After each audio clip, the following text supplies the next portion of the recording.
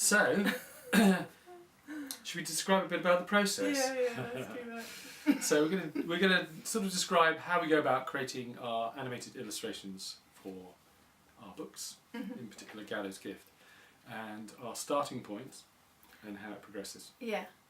And it all starts with the story. With the story, absolutely. And then moves quickly on to storyboards. The storyboard, which we have on the wall behind us. And from those storyboards, then we can work out what bits and pieces we're going to need. Well, yeah, and sort of developing the characters and developing the landscape. I mean, this is that sort of sets out the basic, and then we sort of develop it from there. And that means actually drawing it with a pencil on a piece of paper. Very, very basic. Where it starts. I mean, that's what we want to be doing. We want to be doing these drawings. This is an example of the castle, and it's all in little bits. So each one of these is a single bit. So I can cut it out and move it, decide I don't like it, or do like it, or want it somewhere else, or... So it's very adaptable. It's very, very flexible. And then that's the same as in the landscapes. There's slightly more space involved, layers back from the camera, but so it's the same. They do end up as proper little landscapes that we can move the camera through and plan out our shots. Yes.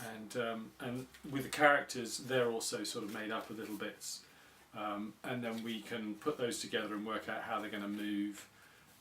And it's such a great way of working. Yeah. Because if you decide that you don't like a particular head, you can swap it out for another one. Yes. Whatever. And when we have our characters like this, we can also pick up the movement. So we can animate them like puppets in front of the camera. Yeah. And you might notice that they've got little crosses on. And it's a bit like motion capture in film. The camera can pick up the movement of these little crosses, and we can translate that into movement on the actual computer version. Yes, so we've drawn these and we've scanned them into the computer. So there's this exact equivalent in the computer. So then we put the movement that we've made from our little puppet onto that version. So it has that sort of handheld feel. We kind of want to make sure that things don't look too computer generated. Yes, yeah.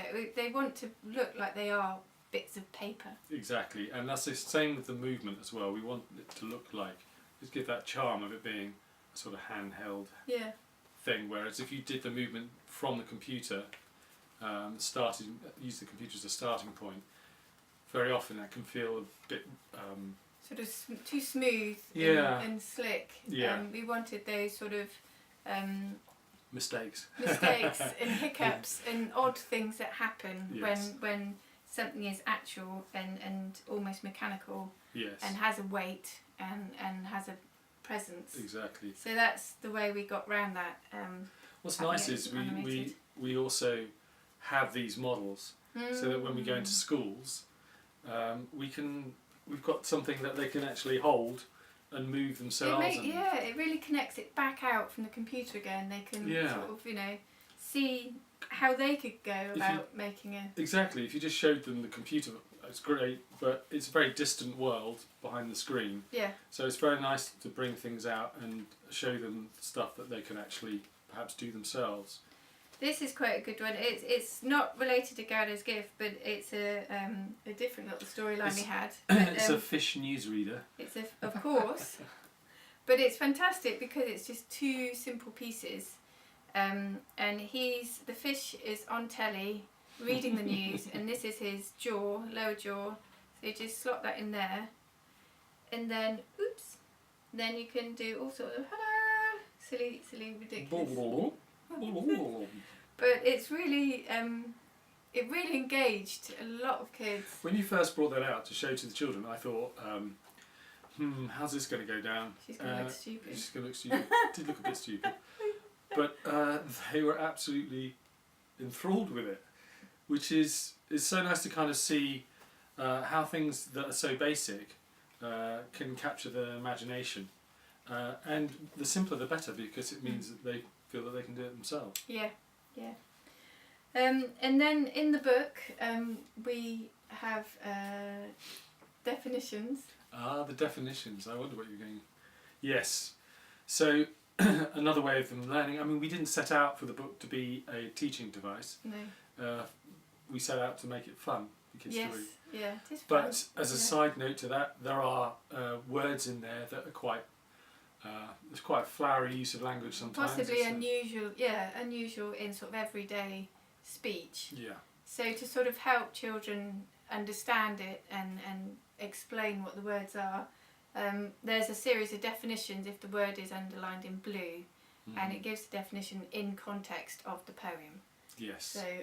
So there'll be a character that pops up, and just a phrase. Hopefully funny. Hopefully funny, and the definition is within that, whatever the character says, just highlighted in blue. So the definition itself is within a context, and the context of the story. And that just helps them sort of cross-reference with the word within the verse, to help them understand. So that's how we go about making things, and that's how we go about hopefully helping children have fun and learn at the same time. Thank you. Thanks, bye. Bye.